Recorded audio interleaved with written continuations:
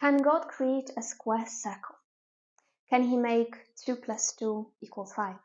Can he make a stone so big that he won't be able to lift it?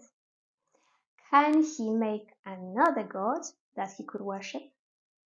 The answer to all of these questions is no. What exactly does it mean that God is omnipotent, all-powerful? It means that nothing is impossible for God. What's a square circle?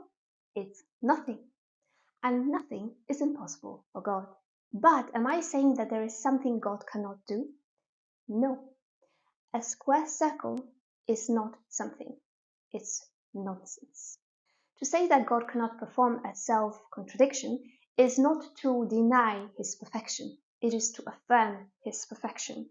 It is to say that God is perfectly consistent. But am I implying that God's omnipotence is limited by something outside of himself, namely by the laws of logic? No, the laws of logic are not external to God. They are eternal. They belong to God's nature. Our understanding of God's omnipotence matters because the truth matters, but also because ideas have consequences. If we deny that the rules of logic, like the law of non-contradiction, are absolute, we won't be able to say anything meaningful about anything. And if we adopt this concept of God's omnipotence, where God can even create square circles, make 2 + 2 = 5, or make another God, we won't be able to say anything certain about who God is. We won't be able to say anything meaningful about his attributes. For example, can God change? If we were to say, of course, God can change. He can do anything, so he can change if he wishes to.